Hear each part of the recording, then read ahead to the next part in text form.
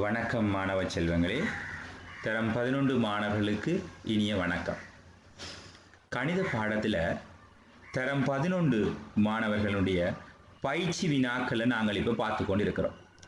அந்த வகையில் பிள்ளைகள் இன்றைக்கு சில பயிற்சி வினாக்களோடு உங்களை சந்திக்க இருக்கின்றன. எனவே வாங்க பயிற்சிக்கு போகலாம். இந்த முதலாவது கேள்வியை அவதானியுங்கள். ரூபா 6000 பெறுமதி உடைய மடிக்கணினி ஒன்றை இறக்குமதி செய்யும் போது அதன் பெறுமானத்திற்கு 40% தீர்வை செலுத்தப்பட்டது எனின் தீர்வை செலுத்திய பின் அப்பொருளின் பெறுமானத்தை காண்க. தீர்வை நாங்கள் செலுத்துகின்றோம். தீர்வை செலுத்திய பிறகு அந்த பொருளுக்கு என்ன பெறுமானம் என்று கேட்கப்பட்டிருக்குது. பாருங்க பிள்ளைகள், 100 ரூபாய் பொருளுக்கு நாங்கள் 40 ரூபாய் தீர்வை செலுத்த வேண்டும் என்றா தீர்வை செலுத்திய பின் நாங்கள் அதனை 140 ரூபாவுக்கு கொடுக்க வேணும். இனி என்ன வரப்போகின்றது? தர பொருளினுடைய மடிக்கணினுடைய பெறுமதி, அந்த இறக்குமதி பெறுமானம் 60,000. இதில் நாங்கள் பிள்ளைகள் 2 பூஜ்ஜியங்களை வெட்டி கொள்ளுகின்றேன். 100 இருக்கிற 2 பூஜ்ஜியம் வெட்டுப்படுகிறது, இங்கே 2 பூஜ்ஜியம் வெட்டுப்படுகிறது. இப்போ நாங்கள் சமனடையாளத்தை போட்டு எழுதுங்க. 0 0 0 பெருக்குங்க பிள்ளைகள். 6 4 24, 4 2 மிச்சம், 6 6 6 2 மட்டும். இவ்வளவும் காசு. எனவே அலகு போட்டுக்கொள்ளுங்க, ரூபாய். இனி நாங்கள் 2வது கேள்விக்கு செல்ல இருக்கின்றோம். உருவில் உள்ள அரியத்தினுடைய கன அளவு. ஒரு அரியம் என்று சொல்லிக்கல பிள்ளைகள், குறுக்குவெட்டு முகத்தை பாருங்க. இது முக்கோண குறுக்குவட்டையுடைய அரியமாக இருக்குது. இந்த முக்கோண குறுக்குவட்டையுடைய அரியத்தினுடைய முக்கோண முகத்தை பாருங்க. நான் இங்கே இருக்கிற ஒரு முக்கோண முகத்துக்கு உங்களுக்கு ஒரு கலரிங் ஒன்று செய்கிறேன். பச்சை நிறத்தில் உங்களுக்கு ஒரு வர்ண நிறம் ஒன்று தீட்டுறேன் பிள்ளைகள்.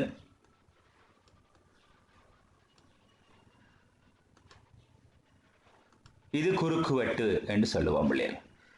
இந்த குறுக்குவெட்டினுடைய பரப்பளவை நீங்கள் கண்டீங்கள் என்று சொன்னால் அது முக்கோணத்தினுடைய பரப்பளவு. முக்கோணத்தின் பரப்புக்கு என்ன? அரை தர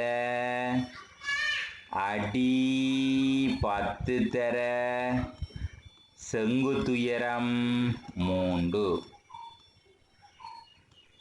இதனுடைய நீளத்தை பாருங்கோ, 15. அரியத்தினுடைய நீளம். எனவே வெட்டுங்க பிள்ளையாள். 2ஆல சுருக்கலாம். 5 10. இனி எழுதுவோம் பிள்ளைகள். 3 15, 15 15ஆல பெருக்கிறீங்கள். 15 15 பெருக்கைகள் எங்களுக்கு 225. அலக போடுங்கோ, சென்டிமீட்டர் கனம். ஆகவே இது எங்களுடைய முக்கோண குறுக்குவெட்டை கொண்ட அரியத்தினுடைய கன அளவை தருகிறது. விளங்கியதா பிள்ளைகள்? வினாயன் 3க்கு போங்கோ. இந்த கேள்வியை அவதானிங்கோ. ஒரு பேனையின் விலை ஒரு பென்சிலின் விலையின் மும்மடங்கிலும் பார்க்க 2 கூடியதாகும்.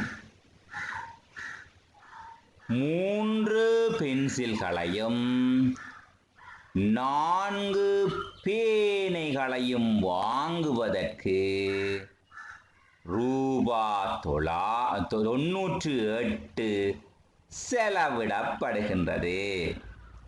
அதற்கு ஏற்ப ஒரு பேனையின் விலையை காண்க.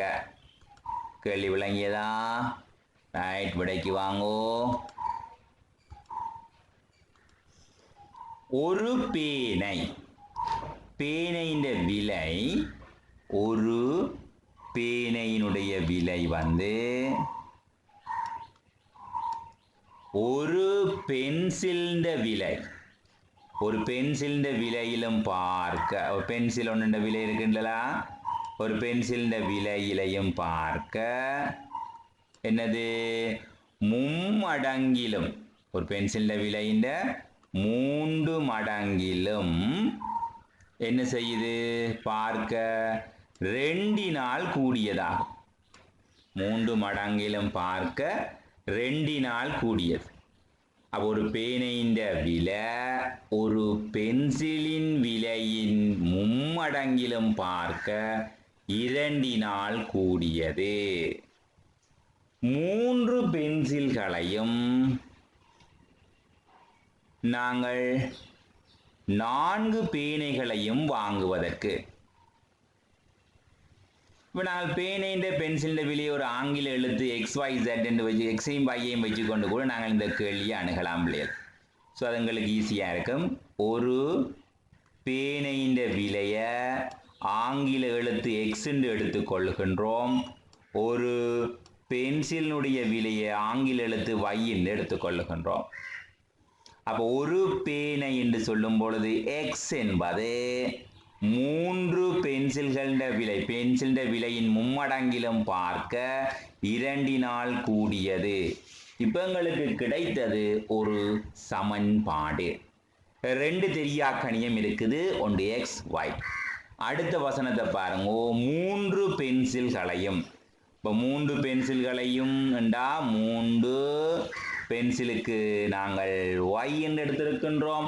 3Y, 3 பென்சில்களையும் 4 பேனைகள். அப்போ ஒரு பேனை எவ்வளவு? X என்று எடுத்து நாங்கள் 4 பேனைக்கும் 4X. இந்த 2ஐயும் நாங்கள் என்ன செய்ய வேண்டும்? சேர்க்க வேண்டும். 4 பேனைகளையும் வாங்குவதற்கு எவ்வளவு நாங்கள் செலவிடுகின்றோம்? 98 செலவிடுகின்றோம். 98 செலவிடுகின்றோம்.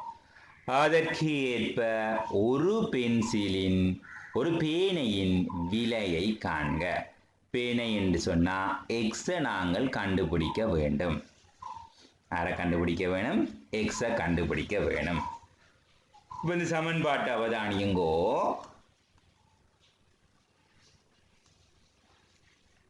நான் இங்க ஒரு நீல கலர்ல சமன்பாடு எழுதுறேன் பாருங்க பிள்ளைகள். X இந்த 3y இங்கால கொண்டா -3y சமன் 2. இந்த சமன்பாடு 1ஐயும் சமன்பாடு 2ஐயும் அப்படியே கூட்டுகின்றேன். இப்போ கூட்டினா என்ன வரப்போகுது பிள்ளைகள்? சமன்பாடு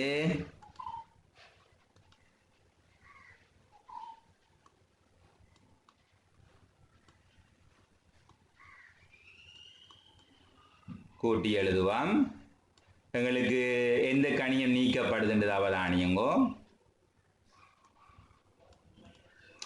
எங்களுக்கு y என்ற கணியம் நீக்கப்படுகிறது.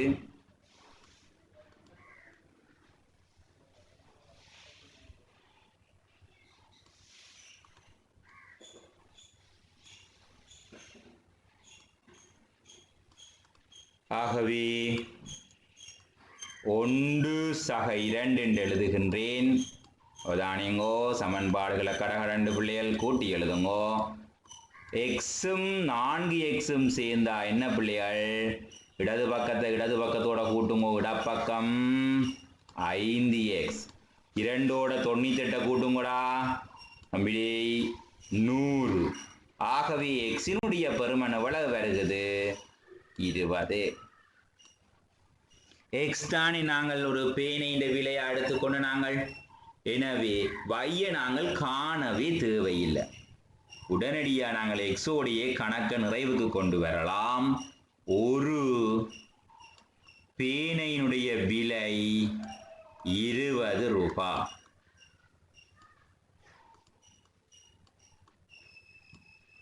சரியா பிள்ளைகள்?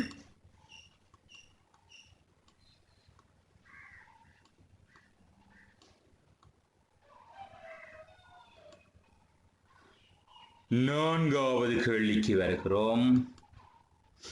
ஒரு இருபடி சமன்பாடு. இந்த இருபடி சமன்பாடு காரணிப்படுத்தப்பட்டிருக்க பிள்ளையார் என்ற இருபடி சமன்பாட்டின் மூலங்களை காண்க. இதை தீர்க்க என்று சொன்னாலும் நாங்கள் இதே மாதிரி சிந்திக்கின்றோம்.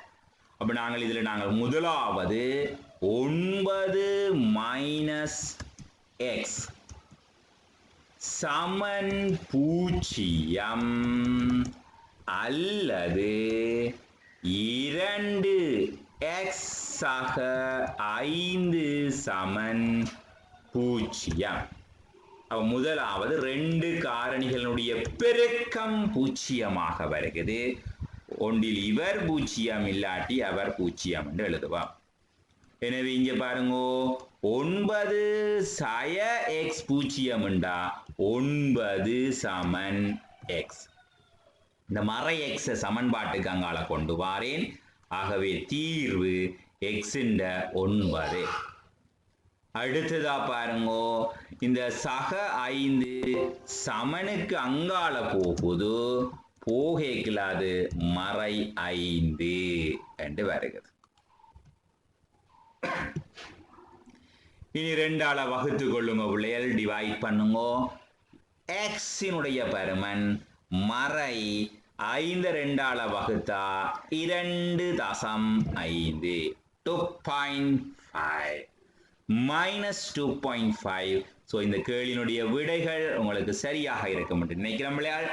மீண்டும் நாங்கள் 4வது கேள்வி முடித்து 5வது கேள்விக்குள்ள வருகிறோம். இந்த கேள்வியை அவதானிங்க பிள்ளை. நல்ல ஒரு வித்தியாசமான கேள்வியா இருக்குது. இங்கே ஒரு இணைகரம் இருக்குது பாருங்க. உருவில் உள்ள இணைகரம் PQRS பாருங்க. இந்த சிவப்பு கலர் பாயிண்டர் ஓடுது. இணைகரம்.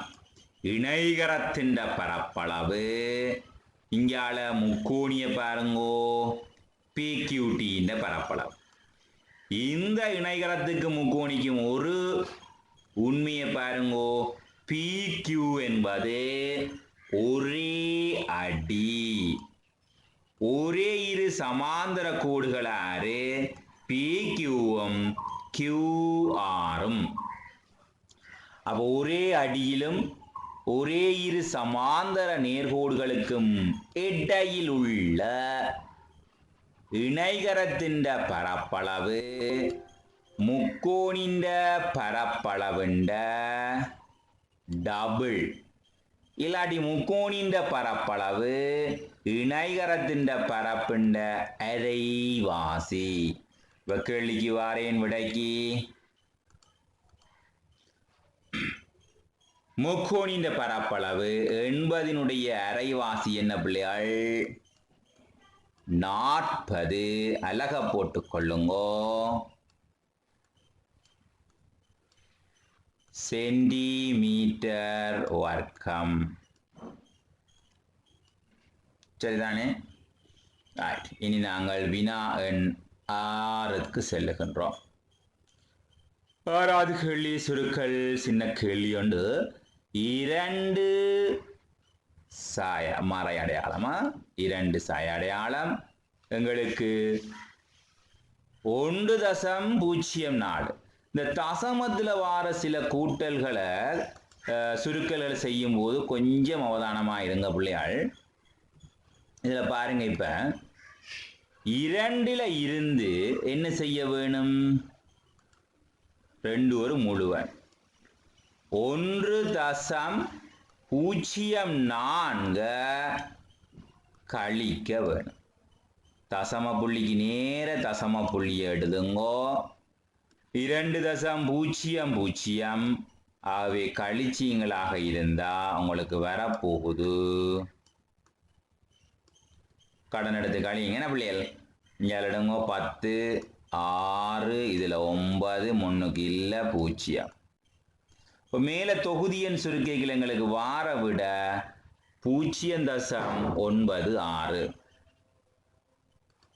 கீழே பகுதி என்ன இருக்கிறது யாரு? 0.8. இப்போ ஒரு பின்னம் ஒன்று தெரியுது பார்த்துட்டீங்களா? 0.96 மேலே 0.8 கீழே. இப்போ இந்த பின்னத்தை நாங்கள் மேலையும் கீழையும் ஒரே எண்ணால் என்ன செய்ய போகிறோம்டா? பெருக்க போகிறோம். ஏன்னா பகுதி எண்ணில் தசமம் வச்சு கொள்ளக்கூடாது. ஆகவே நாங்கள் பெருக்கினீங்கண்டா மேலே 10ஆல் பெருக்குங்கோ பிள்ளைகள். மேலே நாங்கள் 10ஆல் பெருக்கும் போது 9.6 என்று வரப்போகின்றது. கீழே நாங்கள் 10ஆல் பெருக்கும் போது 8 என்று வரப்போகும். சரியா பிள்ளைகள்? எனவே 8ஆல் வகுத்து கொள்ளுங்கோ. அது உங்களுக்கு இலகுவான விடயம். 1 8 தசமத்தை குத்துங்கோ. 1 8 1 மிச்சம் அங்கால 16க்குள்ள 2 முறை 1.2 சரியான விடையாக இருக்கும். கிளியரா? இப்போ நாங்கள் அடுத்த வினாவுக்கு செல்லுகின்றோம். 7வது வினா. தரப்பட்டுள்ள தரவு பாருங்க. வெண்ணுருவில் இந்த ஏ என்ற தொடை 2 3 5 7 என்ற மூலகங்களை காட்டுது. பி 2 4 6 காட்டுது. வெளியால் அதில் 1 என்ற மூலகம் இருக்குது. தொடை ஏயின் நிரப்பியை அதன் மூலகங்களை கொண்டு எழுதுக. விடை ஏனுடைய நிரப்பி என்றா ஏ அப்படியே மறையுங்கோ. ஏக்கு வெளியால் யார் யார் இருக்கிறார் என்று பாருங்க. மூலகங்கள் 1 இருக்குது, 4 இருக்குது, 6 இருக்குது. அவை கேளினுடைய விடை எழுதுங்கோ. 1, 4, 6. சரியா பிள்ளைகள்?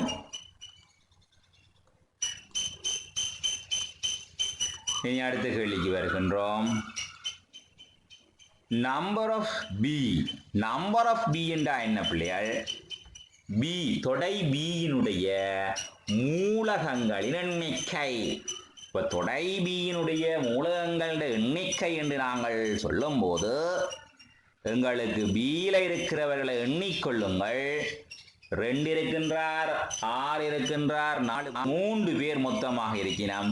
எனவே அங்கே 3 என்ற விடை வர வேண்டும்.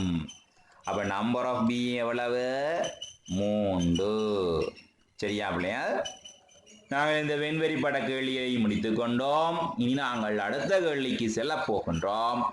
அது பின்ன சுருக்குக. 2 பின்னங்கள் சுருக்கப்படும் போது அந்த பகுதி எண்கள் அவதானியுங்க.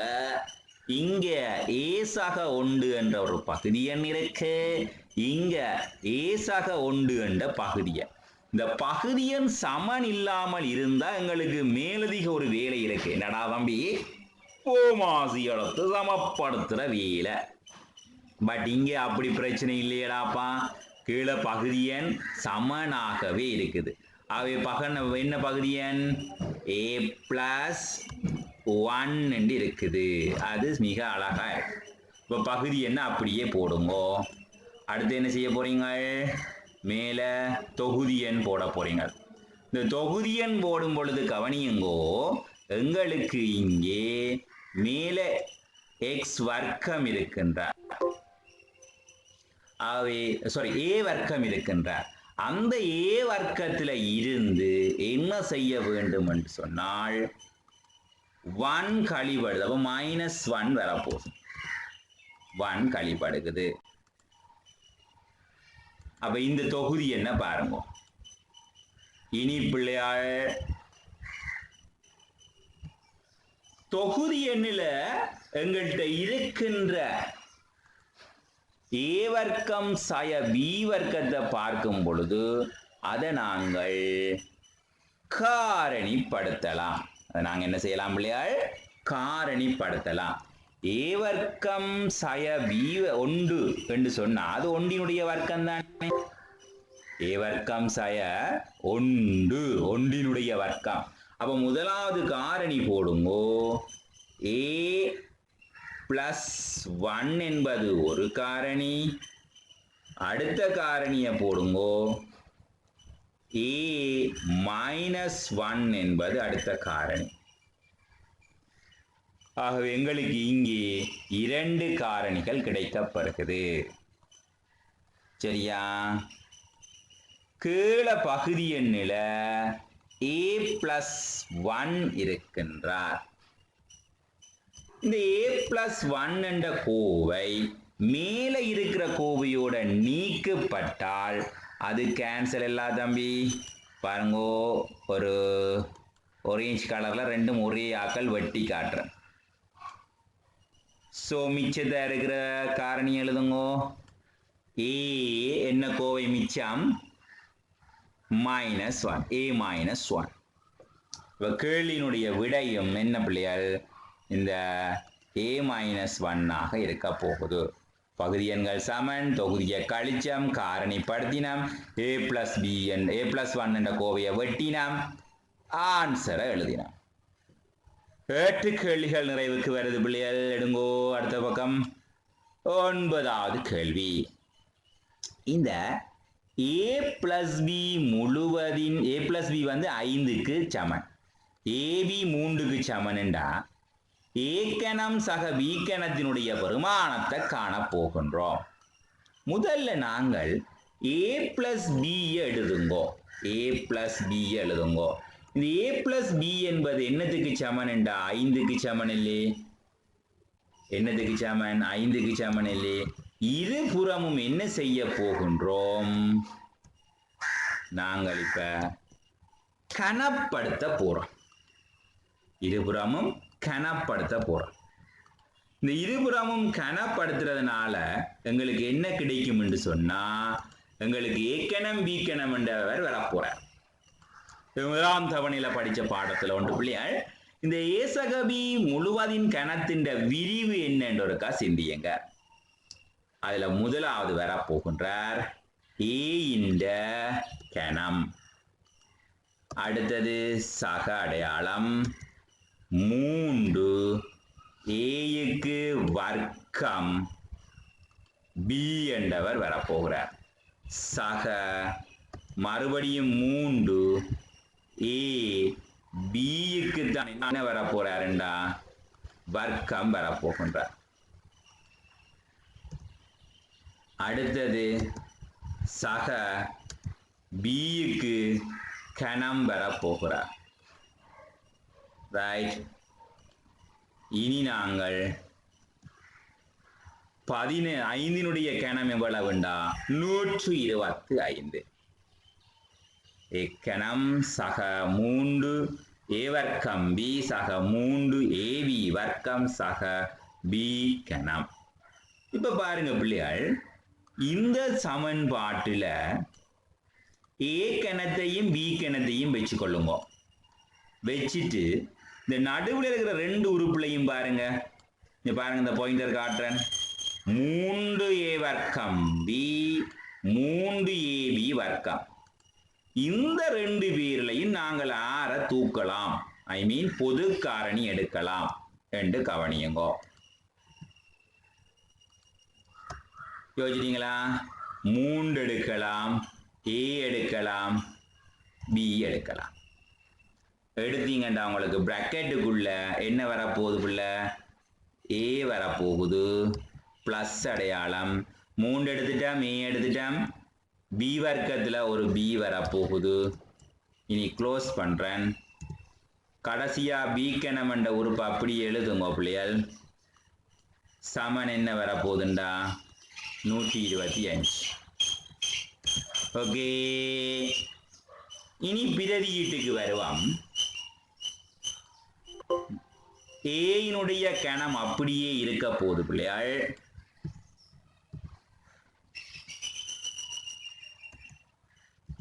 மூன்று தர ஏபிக்கு பதிலாக நாங்கள் போட போறோம் என்ன பிள்ளை? மேலே பாருங்க, சமன்பாட்டில் 3 இருக்குது. ஏ சக பிக்கு பதிலாக போட போறோம் 5 இருக்குது. சக என்ன அடையாளம்? எஸ். பி என்ற நம்பரை கணியத்தை போடுங்க. அவருக்கு என்ன வர போறார்? கணம் வர போறார். அது எங்களுக்கு 125 தரப்போகுது. எனவே ஏ கணத்தோட பி கணத்தை கூட்டுனா இதுல பெருக்குங்க பிள்ளைகள். ஏ கணம் சக 3 9 9 45 சக பி கணம் சக 125. இனி ஏயினுடைய கணம் சக பியினுடைய கணம் சமப்படுத்துகிறேன். 125 இருந்து என்ன செய்கிறேன்? 45 கழியுங்க. இறுதியாக விடைக்கு வாங்க பிள்ளைகள். சமனடையாளத்தை போடுறோம் பிள்ளைகள். எவ்வளவு கழிக்க? 80. எனவே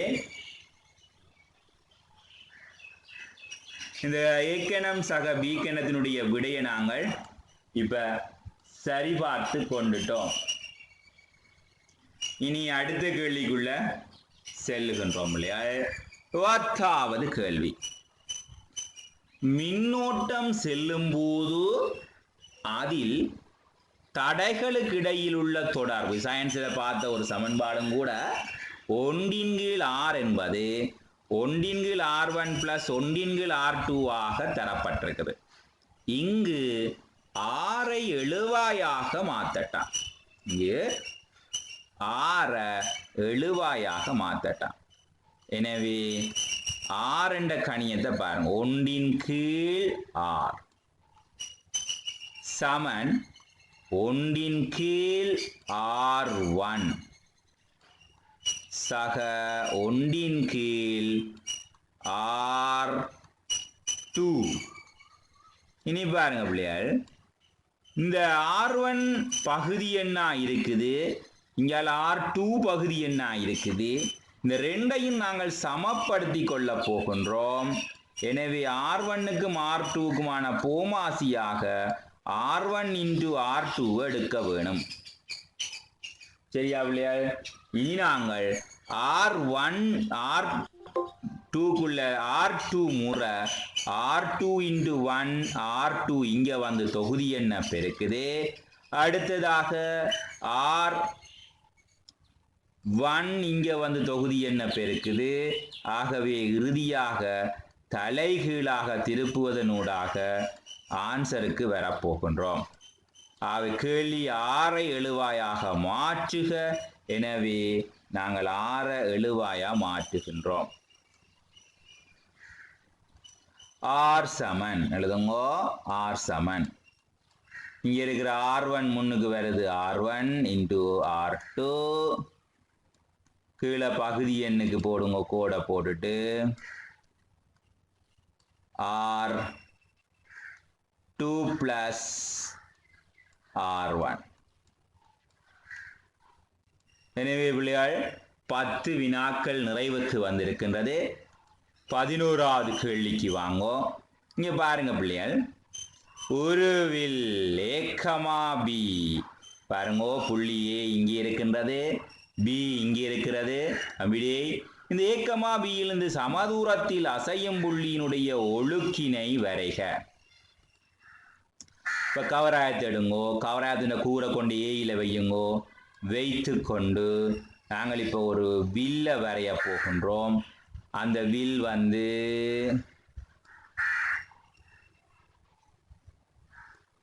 மேலே ஒரு வில் வெட்டுங்கோ.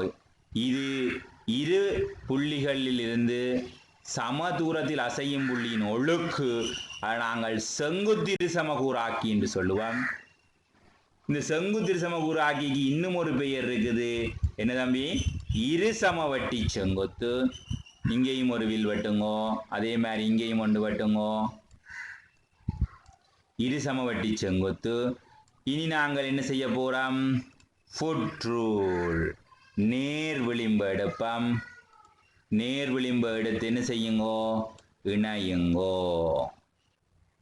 ஓகே பிள்ளையாள், இப்போ நாங்கள் வரைந்து கொண்டிருப்பது செங்குத்திரு சமகூறாக்கி.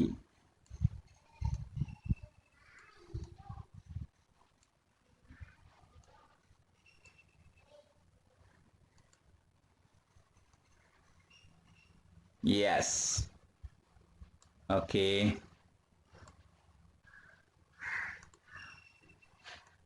இந்த செங்குத்திரு சமகூறாக்கி வழியில பிள்ளைகள் எங்க இருந்தாலும், இப்போ இந்த இடத்துல இப்போ சிவத்தை பாயிண்ட பாருங்க, இந்த இடத்துல நின்றாலும் இங்கே இருந்து ஏய்க்கும் பிக்குமான தூரம் சமனா இருக்கு. இங்கே நின்றா ஏய்க்கும் பிக்குமான தூரம் சமனா இருக்கு. ஓகே பிள்ளைகள், வெரி குட். இப்போ எல்லாரும் வரைஞ்சிருப்பீங்கள். நாங்கள் அடுத்த வினாவுக்கு செல்லுகின்றோம். இப்போ பாருங்க, வெளி நோயாளர் பிரிவுக்கு சிகிச்சை பெற வந்த நோயாளிகளில் 6 பேர் அண்டைக்கு என்ன செய்திட்டோம்டா? தீவிர சிகிச்சை அன்றைய தின தீவிர வைத்திய சிகிச்சைக்காக தெரிவு செய்யப்பட்டிருந்தனர். அப்ப 6 பேர் எமர்ஜென்சியா இருக்கிறார். இவர்களுள் 4 பேர் ஆண்கள் ஆவர், ஏனையோர் பெண்கள். அப்ப 2 பெண்கள் இருக்கிறார். வைத்தியர் இவர்களுள் 2 வரை முதலில் சிகிச்சை வழங்குவதற்காக எழுமாறாக தெரிவு செய்தார். இவ்வாறு தெரிவு செய்யப்பட்டோரின் விதத்தை காட்டும் மாதிரி வழியை நெய்யறியில் காட்டுக.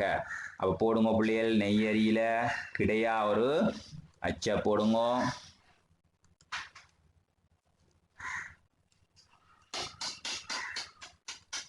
இப்ப நாங்கள் கிடை அச்சொண்டை போடுங்க, நிலக்குத்து அச்சொண்டை போடுங்க. இதில் எத்தனை பெண்கள் இருக்கணும்? 2. ஆண்களை நாங்கள் என்ன செய்வோம்? பாய்ஸ் B1 B2 என்று எழுதுவோமா? Right.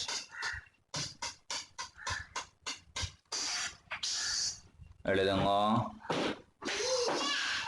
B1 B2 B3 B4 B5 B6 இடைவெளி எல்லாம் சமனா போடுங்க பிள்ளைகள்.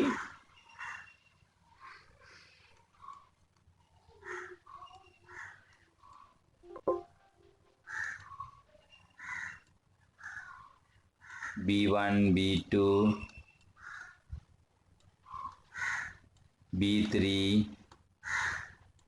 B4 4 பாய்ஸ், 4 பேர் ஆண்கள் ஆவர்.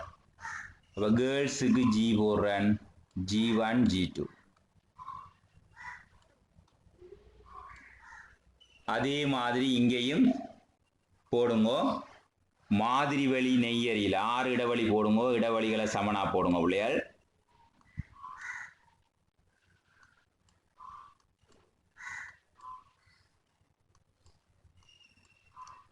அப்படியே நெய்யறிய வரையுங்க. B1 B2 B3 B4 அங்கால G1 G2.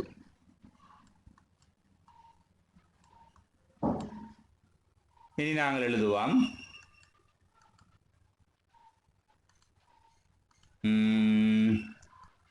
இப்போ முதலாவது B1 என்ற போயை தெரிவு செய்தால் ரெண்டாவது B2 தெரிவு செய்யலாம், B3 தெரிவு செய்யலாம், B4 தெரிவு செய்யலாம், G1 தெரிவு செய்யலாம், G2 தெரிவு செய்யலாம். இப்போ B1 B2 இங்கே B1 B1 வராது பிள்ளைகள். முதலாவது நாங்கள் B1 தெரிவு செய்தால் ரைட், ரெண்டாவது முதலாவது B2 தெரிவு செய்யலாம், ரெண்டாவது B1 தெரிவு செய்யலாம். B2 வராது, B2ஓட B3 வரலாம், B4 வரலாம், G1 வரலாம், G2 வரலாம். ஸோ இவ்வாறு மூளை விட்டம் வழியே வராம சகல நிகழ்ச்சிகளையும் புல்லடி அடையாளத்தை கொண்டு நிரப்பி முழுமையாக இந்த நெய்யறிய நிறைவுக்கு கொண்டு வாருங்கள்.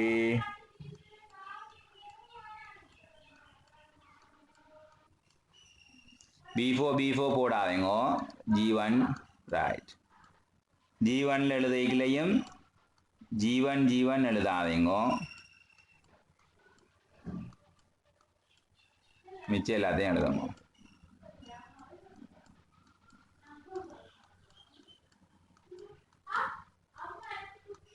ஓகே, இவ்வாறு இதுவரை தெரிவு செய்கிறார். அப்போ இதில் முதலாவது நாங்கள் இதில் முதலாவது நபர், இங்கே ரெண்டாவது நபர். நெய்யறி மட்டும்தான் கேட்டது, ஏனிய நிகழ்தாக ஒன்றுங்க உங்கள்கிட்ட கேட்கல. நான் இதோட முடிக்கிறேன். 12வது கேள்வியை பாருங்க. இந்த கிராஃப் இதுல உயர்வு புள்ளியின் ஆள்கூறு. இத கிராஃப் கீறாமலே மிக விரைவாக நாங்கள் பார்க்கலாம். இது என்ன சமன்பாடு? ஒரு இருபடி சார்புக்குரிய சமன்பாடு.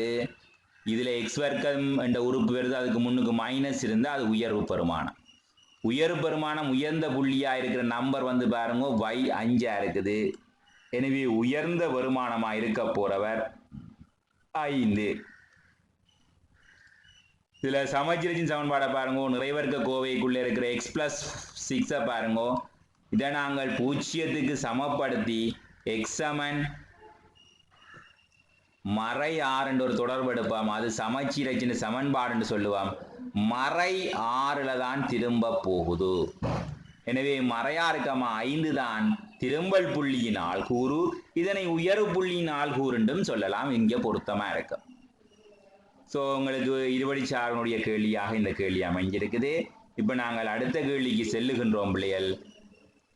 ஒரு சமநிலை இருக்குது, இதனை தீர்த்து தீர்வுகளை எண்கோட்டின் மீது வகை குறிக்க. எக்ஸ் பெரிது, இந்த 2 அங்கால போனா வகுபடைகள் என்ன பிள்ளைகள் 1.5 என்று வரப்போகுது. இனி பாருங்கோ, ஒரு எண்கோட்டை வரையுங்க தம்பி. நான் நிறைய புள்ளிகள் கொடுக்கல, தேவையான சில புள்ளிகளை மட்டும் கொடுக்கிறேன்.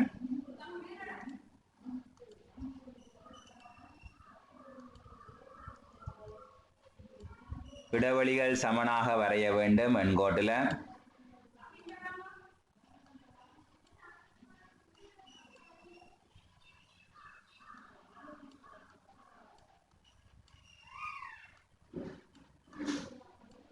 சரி பிள்ளைகள் எழுதுங்க. நான் 0 எழுதுறேன். 0, 1, 2, 3, 4, 5. 1.5 என்ன செய்ய வேணும்? 1க்கும் 2க்கும் இடையில 1.5 இருக்கு. என்னது 1.5.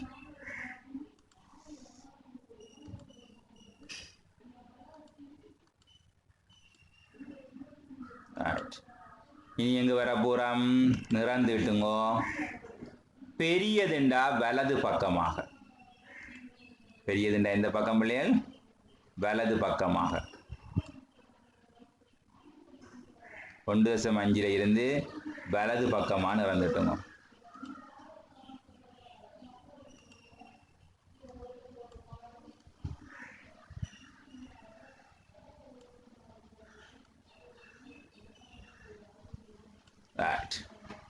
விளந்து விளங்கிட்டா? ஸோ இவ்வாறு எண்கோட்டில் நீங்கள் நிறந்தீட்டிக் கொள்ளுகின்றீர்கள். இப்போ அடுத்த வினாவுக்கு செல்லுகின்றேன். சில எண்கள் தரப்பட்டிருக்குது, ஈட்டுக்களை பாருங்கோ. இந்த பரம்பல்ட இடையத்தை காண்க. எத்தனை ஈட்டுகள் இருக்கு பிள்ளைகள்? 1 2 3 4 5 6 7. ஈட்டுகள் எல்லாம் ஏறு வரிசையில் இருக்குதா? 2 4 5 6 இல்ல 7 9 8 ஏறு வரிசையில் இருக்குது. ஏறு வரிசையில் இருந்ததுண்டா நடுவுல வார வர நீங்க சரியா கண்டுபிடிங்கோ. 4ஆம் இடத்தை பாருங்க. 1 2 3 4. மொத்த ஈட்டுகளின் எண்ணிக்கை 1 2 3 4 5 6 7. 7ஓட 1 கூட்டி 2ஆல பிரிச்சிங்கண்டா 4ஆம் இடமா இருப்பவர் 7 தான் என்ன? இடையம். எனவே இடையமா வரப்போறவர் 7. இடையத்தை நாங்கள் Q2 என்றும் ஒரு அலகு கொடுக்கிறோம். நாங்கள் அப்படியும் எழுதி கொள்ளலாம்.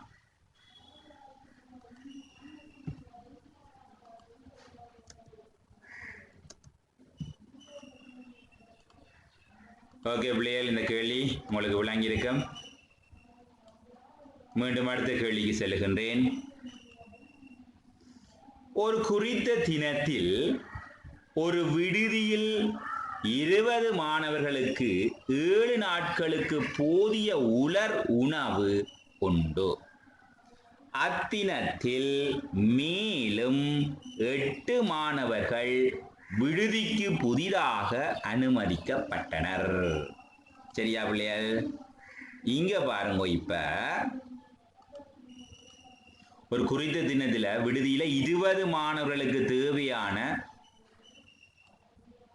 20 மாணவர்களுக்கு 7 நாட்களுக்கு தேவையான உணவு இருக்கு. இப்ப எங்களுக்கு 8 மாணவர்கள் வந்துட்டினம் என்று சொன்னா இப்ப எங்களுக்கு 28 மாணவரா போயிட்டு. எத்தனை மாணவரா போயிட்டு தம்பி? 28 மாணவரா போயிட்டு. 28 மாணவர்களுக்கு இப்பொழுது 28 மாணவர்களுக்கு அவ்வுணவு எல்லா மாணவருக்கும் எத்தனை நாட்களுக்கு போதுமானது? ரைட், பகுத்து கொள்வோமா? 7ஆம் வாய்ப்பாட்டில் பிரியுங்க பிள்ளைகள். 7 1 வெற்றன் 7 4 28. இனி 4ஆம் வாய்ப்பாடலை வெட்டுங்கோ. ஆன்சர் எழுதுங்க பிள்ளைகள். 4 5 20 இல்ல 5.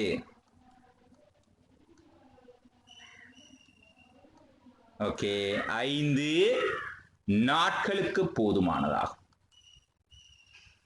துவித எண்ணோட ஒரு கேள்வி பிள்ளைகள். இந்த துவித எண்ணில் முதல் ஒரு கூட்டல் இடம் வருகின்றது. அப்படியே எழுதி கூட்டுவோமா? ரைட், 1 1 1 1 0 1. 1 1 2 பூஜ்ஜியம் எழுதுறேன். 1 மிச்சம். 1 2 3 1 எழுதி 1 மிச்சம். இங்க 1. இதுல 101 கழிப்படுது.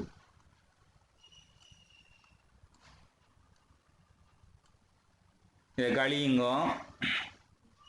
இதுல இங்க எடுத்தீங்கன்னா 2 2ல 1 போனா 1. இதுல இல்ல அவை பூஜ்ஜியம். இல்ல பூஜ்ஜியம். இதுல 1ல 1 போனா பூஜ்ஜியம். இனி ஃபைனலா 3க்கு 1. ஆன்சரை போடுங்க பிள்ளைகள். 1001. இதுல அடியில வர போறது 2, அதாவது பேஸ்.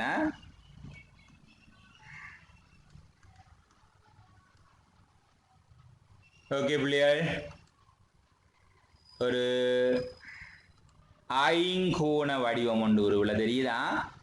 ஐங்கோணியினுடைய அகக்கோணங்கள கூட்டுத்தொகையை பாருங்க. ஐங்கோணி அகக்கோணங்கள கூட்டுத்தொகைக்கு என்ன போறோம் நாங்கள்?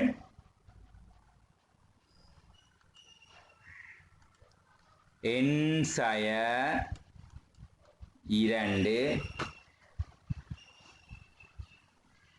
தர 180. இது பல்கோணி ஒன்றினுடைய அகக்கோணங்களின் கூட்டுத்தொகை. இப்ப பிள்ளைகள் 5 பக்கம் எண்ணுக்கு பயில 5 போடுங்க. 5ல 2 போனா 3. இப்போ 3 தர 180 540 என்ன தம்பி? அகக்கோணங்கள்ல கூட்டுத்தொகை. இனி எக்ஸ் இதில் பாருங்க, இதில் y எங்களுக்கு நேரடியாக காணலாம். 180 இருந்து 60 போனால் என்ன, 180 இருந்து இந்த வெளியில் இருக்கிற புறக்கோணம் 60 நாங்கள் கழிச்சோம் என்று சொன்னால் எங்களுக்கு y 120 வரப்போகுது. இப்போ y எங்களுக்கு தெரியும், சிம்பிளாக முடிஞ்சதும். ஆகவே நாங்கள் இப்போ எக்ஸை காண போகிறோம்.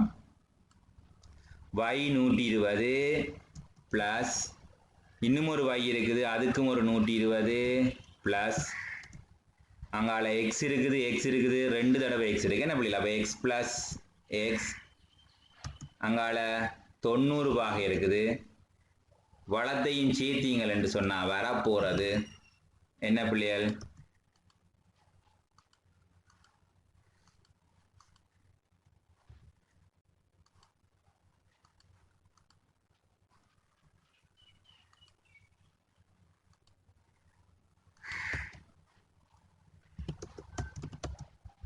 ஐநூற்றி 40 கூட்டுங்கோ. மொத்தம் 2x சக 120 240 240 90 330.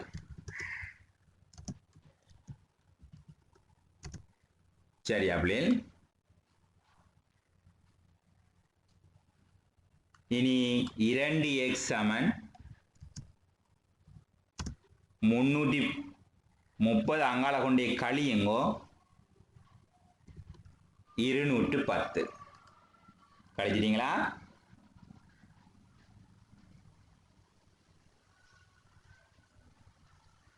x இன் ஆன்சர் x சமன் 2ஆல வகுத்து கொள்ளுங்கோ 105 பாகை.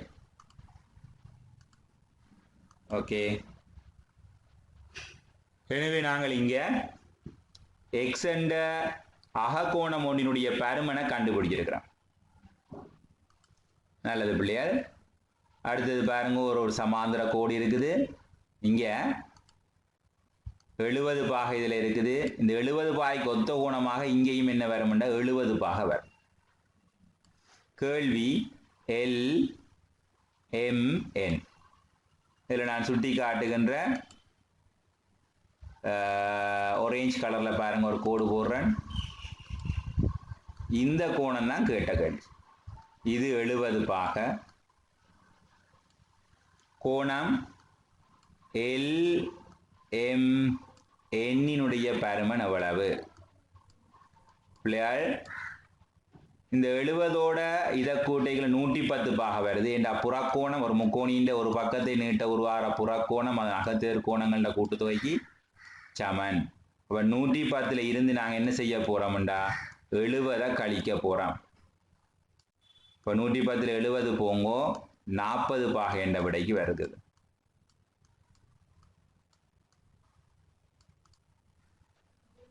அடுத்த கேள்வியாக காரணிப்படுத்துங்க பிள்ளையாள்.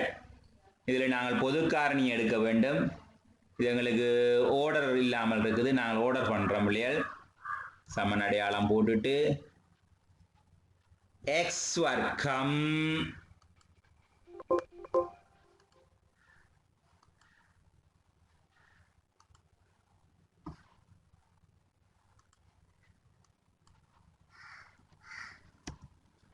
எக்ஸ் வர்க்கம் அது பக்கத்தில் நாங்கள் எழுதுவோம்.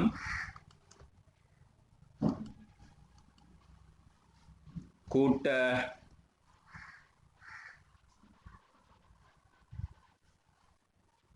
மைனஸ் பிஎக்ஸ் எடுப்போம். என்ன பிள்ளை பிஎக்ஸ்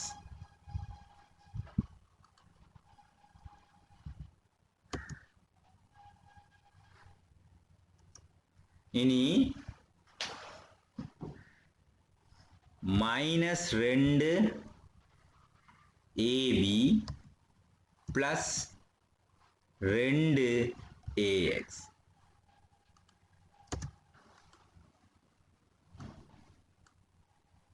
இனி சமன் அடையாளம் போடுறேன். எக்ஸ பொது காரணியா எடுத்தாச்சு. எடுத்தா எக்ஸ் கழித்தல் அடையாளம் பி இங்க பாருங்கோ பொது காரணியாக மைனஸ் மற்றும் 2 a எடுக்க வேண்டும். எடுத்தீங்கண்டா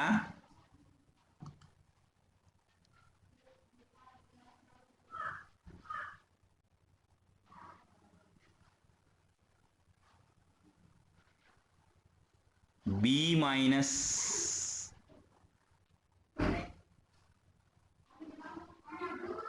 இந்த உறுப்பை மாற்றி எழுதிக்கணும் பிள்ளைகள்.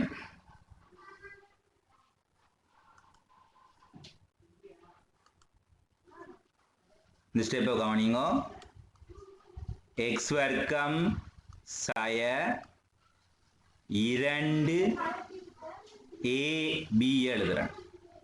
இதில் பாருங்க எக்ஸை பொது காரணியா எடுத்தா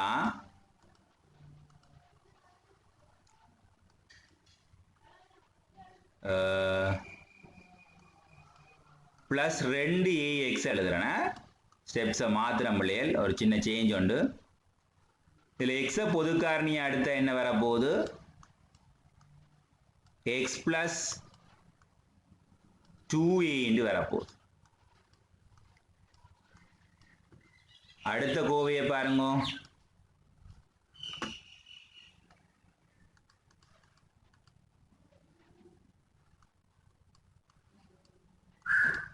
கழித்தல் அடையாளம் bx கழித்தல் 2ab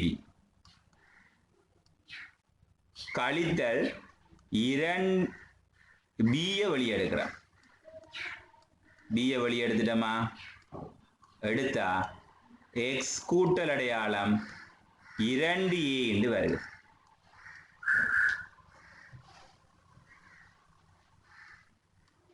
இறுதியாக பிள்ளைகள் x பிளஸ் 2a ஒரு காரணியா எடுத்தீங்கண்டா x மைனஸ் b வந்து அடுத்த கோவையா வருது. ஓகே பிள்ளைகள், இந்த கேள்வியோட இனிதே வகுப்பு நிறைவுக்கு வருகிறது.